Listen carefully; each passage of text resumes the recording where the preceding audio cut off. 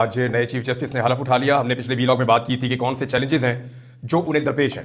सबसे पहला चैलेंज जिसके बारे में हमने बात की थी वो ये है कि अदलिया के अंदर तकसीम को क्या ख़त्म कर सकेंगे जस्टिस याह्या अफरीदी, क्योंकि जो तकसीम पैदा कर दी काजी फ़ायद ईसा साहब ने वो बढ़ते बढ़ते इतनी बढ़ गई कि अब सुप्रीम कोर्ट ऑफ पाकिस्तान में, हाई कोर्ट्स के अंदर और पाकिस्तान की अदलिया में एक बदतरीन तफरीक मौजूद है। क्या उसे ख़त्म करेंगे? तो उस पर पहला छिक्का लगाया नए चीफ जस्टिस ने, तो आप उससे क्या उम्मीद कर सकते हैं? यानी जो पहला कदम उठाया वो बहुत बड़ा कदम है।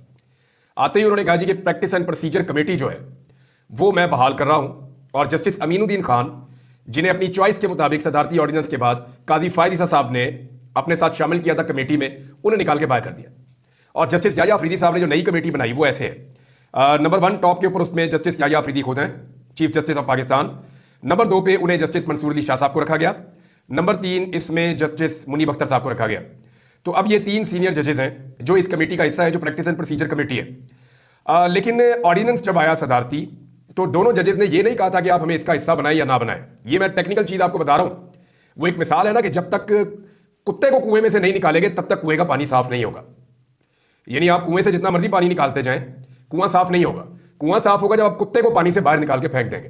तो अब मैं आपको ये बता देता हूं कि एतराज़ दोनों मुअज़्ज़िज़ जज साहिबान का ये था कि फुल कोर्ट की मीटिंग बुलाई जाए, उसके अंदर फैसला किया जाए कि सदारती ऑर्डिनेंस उजलत में और गलत तरीके से पास किया गया, इसमें बदनीयती शामिल थी। जिसके बाद फौरी तौर पे काजी साहब ने अपनी मर्जी की प्रैक्टिस एंड प्रोसीजर कमेटी बनाई और उनकी इस मनमानी की वजह से मुनीब अख्तर साहब को बाहर निकाल दिया गया, जबकि मंसूर अली शाह साहब खुद छोड़कर चले गए। तो अब जस्टिस अमीनुद्दीन खान को उन्होंने शामिल कर लिया था।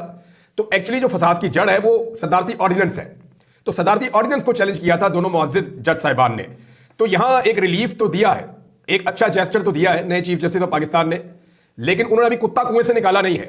असल मामला यह है कि सबसे पहले उस सदारती ऑर्डिनेंस और उसकी बदनीयती को देखा जाए, फिर यह देखा जाए कि उस बदनीयती का फायदा उठाते हुए कैसे काजी फ़ायद ईसा ने चंद घंटों के अंदर एक नई प्रैक्टिस एंड प्रोसीजर कमेटी भी बना दी और फौरी तौर पे उसके जरिए से अपना मनपसंद एक बेंच भी बना दिया।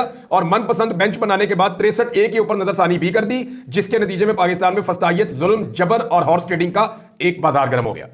यह है जी पूरी कहानी। तो कुत्ता बाहर निकालेंगे जस्टिस याह्या अफरीदी साहब तो सिचुएशन कुछ और होगी, और अगर पानी बाहर निकालेंगे तो ये सिर्फ पानी निकाल के लिपापोती है, या किसी तरह वो कोशिश कर रहे हैं कि वकला के अंदर उनका एक अच्छा इमेज बने। वो कोशिश कर रहे हैं, बहरहाल उनका अच्छा इमेज है, ऐसा नहीं है कि जस्टिस याह्या अफरीदी साहब के बारे में कोई नेगेटिविटीज नहीं है। लेकिन मामला यह है कि क्योंकि इससे पहले वाले चीफ जस्टिस इतने ज्यादा कंप्रोमाइज थे, और जिन लोगों की जस्टिस याह्या अफरीदी चॉइस है, ये लोग कभी भी सौदेबाजी के बगैर कोई काम करते नहीं हैं। तो ऐसा महसूस होता है कि इस हुकूमत ने जस्टिस याह्या अफरीदी को लाकर अपनी जाली हुकूमत को लंबा करने की कोशिश की है। इन्होंने कोशिश की है कि इनकी जो जाली हुकूमत है उस हुकूमत को मजीद लंबा किया जाए, जाली मैंडेट के ऊपर ज्यादा से ज्यादा देर तक इक्तदार में बैठा जाए, और इसके लिए इनको अपनी मर्जी का चीफ जस्टिस चाहिए था।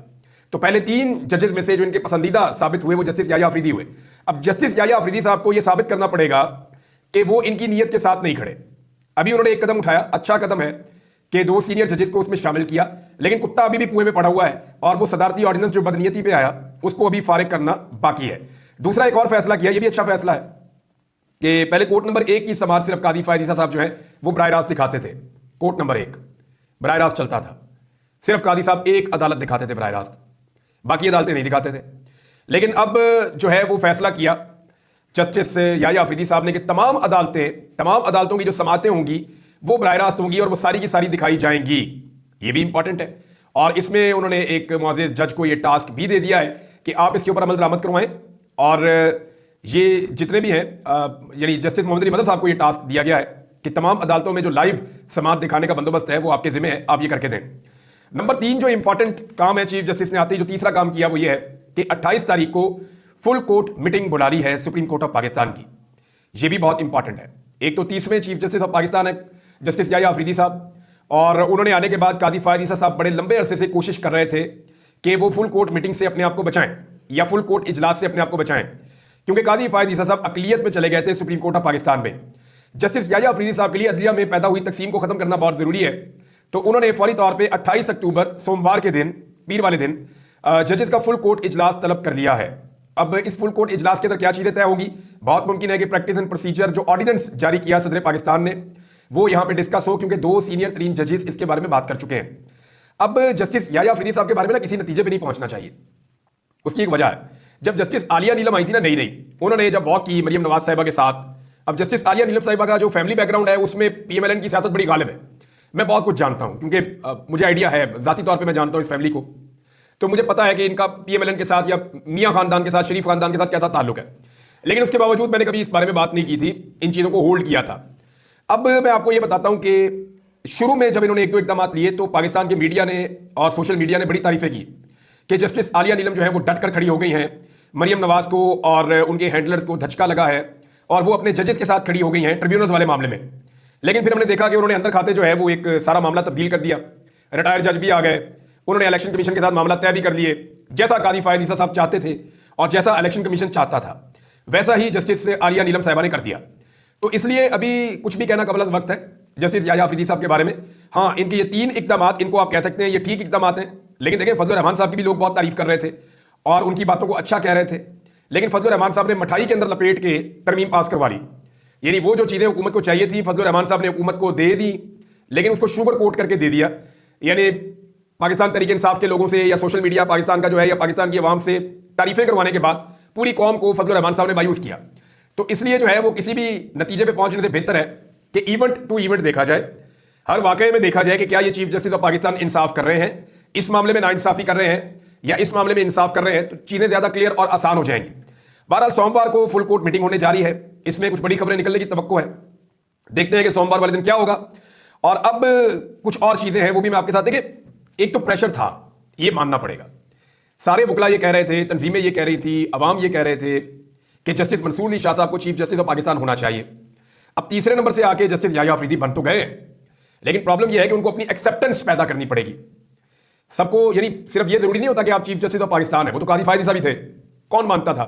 सब ये जानते थे कि एक पॉलिटिकल आदमी है, वो गलत तरीके से आगे सीट के ऊपर बैठ गया, उसने तबाही फेरी हुई है, जो मनमानी दिल में आती है वो कर रहा है, ना कोई कानून है, ना इंसाफ है, ना इंसानी हुकूक है, किसी चीज का उसको पास नहीं है, सिर्फ नवाज शरीफ को फायदा देना है। और ये साबित हुआ कि नवाज शरीफ तब तक ही पाकिस्तान में रहा जब तक कादी फायद ईसा चीफ जस्टिस ऑफ पाकिस्तान थे। जैसे ही कादी फायद ईसा साहब रिटायर होने वाले हुए तो मियां साहब पाकिस्तान से निकल लिए। ये हम सब जानते हैं कि नवाज शरीफ की जो इंश्योरेंस पॉलिसी थी वो कादी फायद ईसा थे।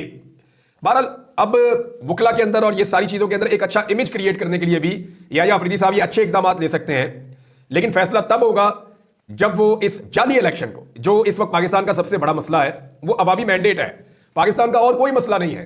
पाकिस्तान का इस वक्त सबसे बड़ा मसला यह है कि एक ऐसी हुकूमत पाकिस्तान में लाकर मुसल्लत कर दी गई है जो लिजिटिमेट ही नहीं है, जिन्हें लोगों ने वोट ही नहीं डाले हुए, यानी जबरदस्ती लाकर कुछ पपेट्स बिठा दिए गए हैं और उनके जरिए से निजाम चलाने की कोशिश की जा रही है। इसके नतीजे में हो क्या रहा है? अवाम किसी और से मत देख रही है, उनकी राय कुछ और है, हुकूमत की राय कुछ और है। अवाम हुकूमत को ओन नहीं कर रही, कॉन्फिडेंस नहीं बिल्ड हो रहा, उसकी वजह से लोग पैसा नहीं निकाल रहे, इन्वेस्टमेंट नहीं कर रहे, ओवरसीज की भी इन्वेस्टमेंट नहीं आ रही, तो पैसा पाकिस्तान में आना बंद हो गया है। बल्कि उल्टा ये हो रहा है, जो पाकिस्तान के अंदर पैसा है, जिन लोगों के पास स्किल्स हैं या महारत है किसी चीज में, वो पाकिस्तान छोड़ छोड़ कर जा रहे हैं, पैसा भी जा रहा है, हुनरमंद भी पाकिस्तान से बाहर जा रहे हैं। तो ऐसी सूरत हाल में पाकिस्तान के तमाम मसाइल का एक हल है कि अवामी मैंडेट का एहतराम किया जाए। अब सबसे बड़ा इम्तिहान जस्टिस याह्या अफरीदी का यही एक है कि क्या वो अवाम को उनके मैंडेट वाली हुकूमत दिलवा पाते हैं या नहीं दिलवा पाते। अगर वो ये नहीं कर पाते तो जितने मर्जी कॉस्मेटिक्स करते रहे, जो मर्जी करते रहे, इसका कोई फायदा नहीं है। ये मुल्क नाइंसाफी के ऊपर खड़ा है, या हुकूमत उन लोगों की है जिन्हें वोट नहीं पड़े हुए, तो ये सारा निजाम ही जाली होगा। और इस जाली निजाम की जाली आईनी तरमीम के नतीजे में एक चीफ जस्टिस बने हैं। अब उन पर डिपेंड करता है कि वो जाली तरीके से जो चीफ जस्टिस उनको बनाया गया है वो इसको कंटिन्यू करते हैं या फिर वो इस जालसाजी के खिलाफ खड़े होते हैं और वो आकर ये कहते हैं अपने साथियों समेत कि ये ज्यादती और जुल्म हुआ है, हम पाकिस्तानियों को इंसाफ देंगे। ये सबसे बड़ा जुर्म है किसी मुल्क में कि करोड़ों लोग वोट डालें और आप हुकूमत किसी ऐसे को दे दें जिसे वोट पड़ा ही ना हो। एक चीज मैं आपके साथ और शेयर करता हूं। एक बड़ी बारीक वारदात डाली जा रही है पाकिस्तान तहरीक इंसाफ में। इमरान खान ने एक दफा नहीं 1000 दफा कहा है कि मेरी बीवी का और मेरी बहनों का सियासत से कोई ताल्लुक नहीं है। अब अली अमीन गंडापुर का भी स्टेटमेंट आया और बहुत सारे लोगों का भी आ रहा है। पीटीआई के अंदर से लोग कह रहे हैं कि जी बुशरा बीबी से मुशावरत हो रही है। क्यों जी? वो कौन है? देखिए, वो इमरान खान की अहलिया है, उन्होंने कुर्बानी दी है और बेशुमार लोग हैं जिन्होंने कुर्बानी दी है। इमरान खान के नजरिए के लिए बहुत सारे लोगों ने कुर्बानी दी, बुशरा बीबी ने कुर्बानी दी, उनके ऊपर बड़ा जुल्म हुआ, ज्यादती हुई, जबर हुआ। मुझे उनके साथ हमदर्दी भी है, मैं उनके साथ खड़ा भी हूं, लेकिन सियासत में बकौल इमरान खान के उनके खानदान का कोई रोल नहीं है। लिहाजा पाकिस्तान तहरीक इंसाफ की जो बुनियाद है, जिसकी वजह से लोग पाकिस्तान तहरीक इंसाफ के साथ खड़े हैं, वो ये है कि इमरान खान की बहनों का, इमरान खान की बीवी का सियासत में किसी किस्म का कोई किरदार नहीं है। अब ये जो बारीक वारदात है ये डाली जा रही है कि जी फलां फैसला रीमा खान ने किया, फलां फैसला बुशरा बीबी ने किया, तो जनाब इनके फैसले आपस में टकरा गए तो तहरीक इंसाफ में इक्तदार की जंग चल पड़ी, इमरान खान की जानशीनी की लड़ाई चल रही है। इस किस्म की चीजें जो है वो अब मार्केट में फेंकी जा रही है, जानबूझकर ये किया जा रहा है। एक तो बुशरा बीबी को किसी किस्म की सियासत में दिलचस्पी नहीं होनी चाहिए। वो उनको दिलचस्पी सिर्फ अपने शौहर की हद तक होनी चाहिए, उनकी बहनों को भी अपने भाई की हद तक होनी चाहिए। पाकिस्तान तहरीक इंसाफ एक पॉलिटिकल पार्टी है, सबकी पॉलिटिकल सोच होनी चाहिए, सब अपनी पॉलिटिकल बात जरूर करें, लेकिन इस पॉलिटिकल पार्टी में जो फैसले हैं वो पॉलिटिकल लोग करें, या इमरान खान साहब उनके लीडर हैं वो ये फैसले करें, या इमरान खान साहब किसी को मैंडेट दें। इमरान खान ने कभी अपनी बीवी को या अपनी बहनों को पॉलिटिकल फैसलों का मैंडेट नहीं दिया, बल्कि जेल से ऐसी खबरें भी आई कि इमरान खान साहब ने कहा जी मेरी बहनों को पॉलिटिक्स से दूर रखा जाए और मेरी बीवी का भी सियासत में कोई किरदार नहीं। वो बार बार ये बयान देते रहे हैं कि मेरी बीवी तो सियासत ही नहीं करती, पकड़ के आपने अंदर बंद कर दिया है। अब अगर बुशरा बीबी की सियासत के बारे में आप खबरें चलाएंगे या पाकिस्तान तहरीक इंसाफ के लोग खुद कहेंगे कि ना बुशरा बीबी फलां सियासी फैसला करवा रही हैं, फलां फैसला करवा रही हैं, फलां मशवरा दे रही हैं, तो इसका मतलब क्या हुआ? इसका मतलब यह हुआ कि वो एक सियासी खातून है और अगर उन्हें सियासी केसेस में गिरफ्तार किया गया तो वो एक तरह की जस्टिफिकेशन पैदा करने की कोशिश करेंगे। तो मेरे ख्याल में उन्हें सियासत से दूर रखा जाए। हाँ, वो अपने शौहर के लिए आवाज बुलंद कर सकती हैं, उनके लिए आवाज उठा सकती हैं, लेकिन हर एक की अपनी एक सियासी सोच भी होती है। लेकिन she is not a political leader, और ना ही इमरान खान की बहनें जो हैं वो पॉलिटिकल लीडर्स हैं। पॉलिटिकल लीडर वो हैं जो इमरान खान साहब के साथ एक पॉलिटिकल स्ट्रगल में हमेशा से शामिल रहे हैं। या तो इमरान खान साहब अनाउंस करें कि उनकी अहलिया जो है वो अब गैर सियासी नहीं है, बल्कि अब वो एक सियासी खातून है, वो फ्यूचर में पॉलिटिक्स करेंगे भी और उनका पॉलिटिक्स में इन्फ्लुएंस होगा भी। पाकिस्तान तहरीक इंसाफ ने फैसल चौधरी साहब को भी इमरान खान साहब की जो वकला की टीम है उसमें से भी निकाल दिया है। ये क्यों हुआ? यानी इसके ऊपर आप सोचें ना। पहले तो जो है वो सबसे पहले फैसल चौधरी साहब को फारिग किया सलमान अकरम राजा साहब ने पार्टी में से। उसके बाद इमरान खान साहब ने उनका ऑर्डर आया और उन्होंने फैसल चौधरी साहब को अपनी वकला की टीम में से भी निकाल दिया। ये फवाद चौधरी साहब के भाई हैं। साबिक वफाकी वज़ीर फवाद चौधरी के भाई फैसल चौधरी को पार्टी की आदत के खिलाफ बयानबाजी महंगी पड़ गई। इमरान खान की हदायत पर फैसल चौधरी को पीटीआई वकला टीम से निकाल दिया गया। पीटीआई सेक्रेटरी जनरल सलमान अकरम राजा ने उनको लीगल टीम से हटा दिया है। अच्छा, अब मामला क्या है? देखिए, फवाद चौधरी साहब का भी एक इशू चल रहा है। फवाद चौधरी साहब पाकिस्तान तहरीक इंसाफ की क़यादत पे बड़े लंबे अरसे से तनकीद कर रहे हैं और वो ये कह रहे हैं कि इनके पास कोई प्लान नहीं है कि ये इमरान खान को बाहर निकालें। दूसरी जानिब पाकिस्तान तहरीक इंसाफ के लोग ये कह रहे हैं कि फवाद चौधरी साहब ने तनकीद करनी है तो नून लीग और पीपल्स पार्टी पे करें, तनकीद करनी है तो एस्टेब्लिशमेंट के ऊपर करें जिन्होंने ये जुल्म किया है। आप मजलूम के ऊपर तनकीद क्यों कर रहे हैं? आपको जालिम के ऊपर तनकीद करनी चाहिए। दूसरी जानिब से ये आवाज़ भी उठ रही है। फवाद चौधरी साहब इमरान खान साहब के वफादार साथियों में से एक थे, लेकिन कुछ वक्त के लिए वो कंप्रोमाइज़ हुए। उनकी अहलिया भी जो है वो मुख्तलिफ मीटिंग में ये लोग जाते रहे, लोगों से मिलते रहे, कोशिश करते रहे कि मुश्किल वक्त खत्म हो जाए। लेकिन फिर अवाम इमरान खान के साथ बहुत ताकत के साथ खड़ी हो गई। फवाद चौधरी साहब ने इसकी कीमत भी चुकाई। फिर वो दोबारा गिरफ्तार हुए, वो जेल में रहे। लंबे अरसे के बाद वो छूट कर 2-2.5 महीने के बाद बाहर आए और फिर उन्होंने और उनकी अहलिया ने दोबारा से पाकिस्तान तहरीक इंसाफ के लिए काम शुरू कर दिया। लेकिन एक जो अजीब चीज़ है वो ये है कि फवाद चौधरी साहब और उनकी अहलिया की जो तोपों का रुख है वो एस्टेब्लिशमेंट की तरफ कम है और PMLN और पीपल्स पार्टी की तरफ कम है। उनकी तोपों का रुख ज़्यादातर पाकिस्तान तहरीक इंसाफ की तरफ है और वो तहरीक इंसाफ के कारकुनों को बता रहे हैं कि ये जो क़यादत इस वक्त तहरीक इंसाफ को चला रही है ये ठीक नहीं है, ये कंप्रोमाइज लोग हैं या ये बुरे लोग हैं। हालांकि ये वो लोग हैं जिनके घरों में छापे पड़े, उनके घर तोड़ दिए गए, इन पे मुकदमा किए गए, इनमें से बेशतर को गिरफ्तार किया गया, परेशान किया गया। ये बेचारे भाग दौड़ में रहे। कुछ ऐसे हैं जो नहीं भी इस तरह के हालात का जिन्होंने सामना किया, कंप्रोमाइज हो गए, लेकिन वो रहे पाकिस्तान तहरीक इंसाफ में।